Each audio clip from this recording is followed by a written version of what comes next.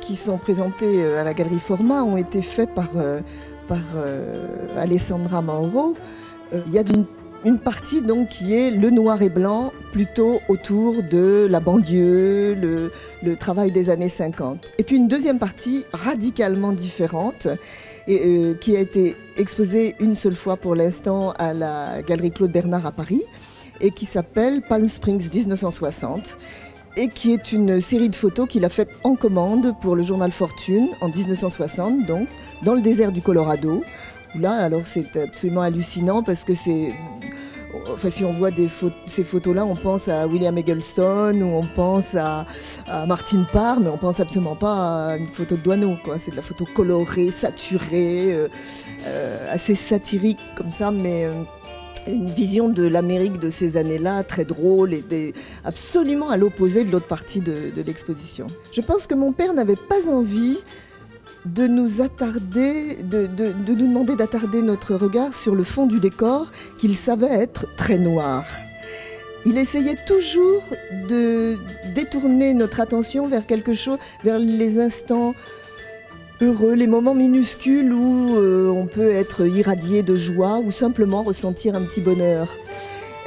Voilà, c'est ce qu'il nous montrait du doigt toujours. Hein. Ou alors, aussi c'était quelqu'un qui adorait rire. À chaque fois qu'on pouvait s'amuser de quelque chose, il aimait bien nous le montrer. Palm Springs, c'est ça. Le travail en noir et blanc, c'est plus la beauté des êtres quelquefois sur un décor absolument terrible, quoi. C'est le moment où la lumière se pose à un endroit qui est 90% du temps un peu disgracié, mais qui d'un coup va devenir quelque chose d'un petit peu magique. Je crois qu'il adorait cette ville, hein. Vraiment, il aimait cette ville énormément, à la passion, mais je crois qu'il n'est pas tout à fait parisien, c'est un banlieusard. Et ça change tout. Il est né de l'autre côté de ce qui s'appelle maintenant le périphérique. À ce moment-là, c'était l'octroi. Il est né dans la proche banlieue, dans un milieu de petite bourgeoisie très étriqué, dans un décor assez gris et avec une pauvreté architecturale, un lieu qui n'avait pas beaucoup de beauté formelle. Et dès qu'on passait la porte d'Orléans, dès qu'on entrait dans Paris, là, il rencontrait la beauté. Paris, pour lui, ça a été l'endroit où dès qu'il était enfant, il avait envie d'être. Je crois toute sa vie, il a eu devant cette ville le réflexe du petit enfant banlieusard, qui est comme devant une vitrine de Noël, quoi. C'est resté ça toujours. Il est né en 1912. Il a fait des études de graphisme. Il était destiné à devenir dessinateur pour les métiers de l'imprimerie. En tant que tout jeune homme, il était passionné par ce qui était complètement nouveau. Et donc, la photographie, c'est la même chose pour lui, c'était quelque chose qui était un petit peu inatteignable. Il s'est formé tout seul comme un fou pour essayer d'avoir un premier appareil photo.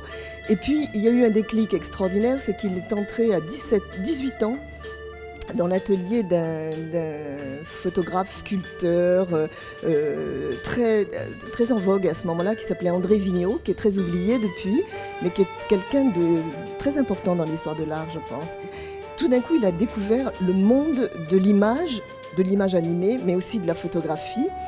Et là, il avait trouvé le milieu dans lequel il voulait s'intégrer et il ne l'a plus quitté. La photographie humaniste, telle qu'on en parle aujourd'hui, c'est pas un mouvement, hein. En réalité, c'est un mouvement complètement informel. C'est né en France après la guerre. Et c'est plutôt les critiques qui ont appelé humaniste un groupe de photographes autour de mon père. Enfin, il y avait Willy Ronis, Henri Cartier-Bresson aussi, on a dit Édouard Bouba, après des plus jeunes comme Sabine Veil, Jean-Philippe Charbonnier. Et c'était des gens dont la photographie était centrée autour de l'homme. Quoi qu'il photographie, ce qui était quand même essentiel, c'était toujours l'expression humaine.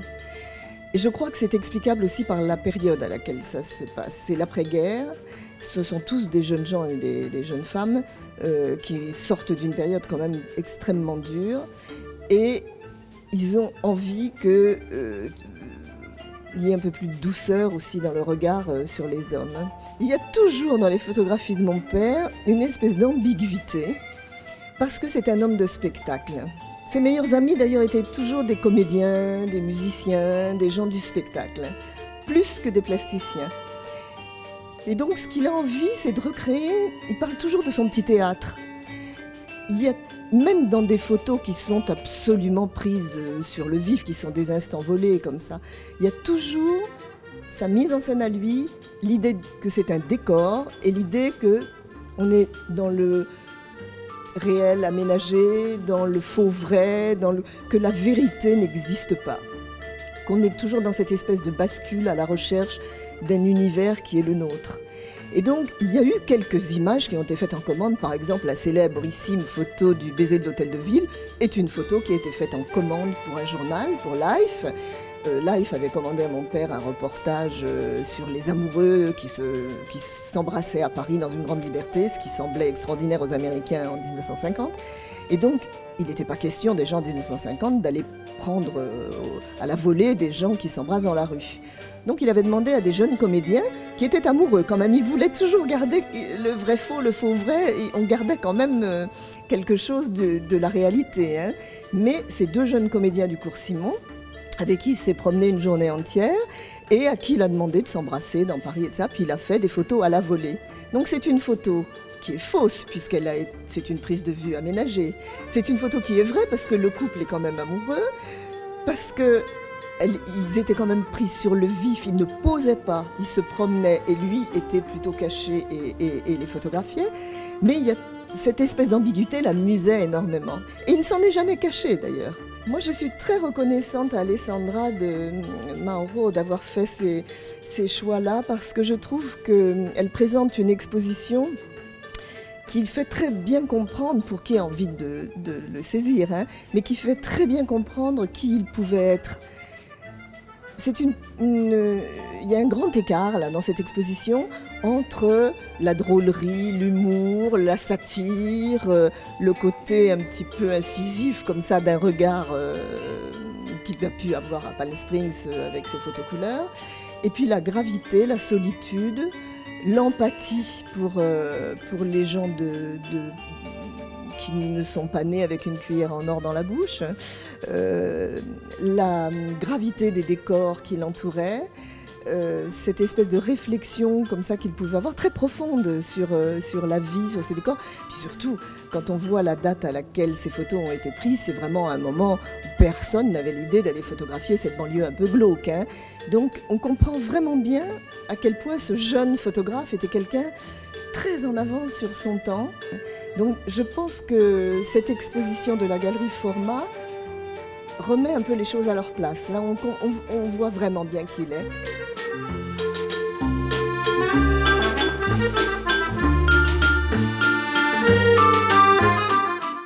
Je crois qu'il avait le sentiment qu'effectivement la photographie c'est un travail vraiment solitaire, qu'on part avec soi-même. Est-ce que la photographie est un rêve éveillé? On ne sait pas.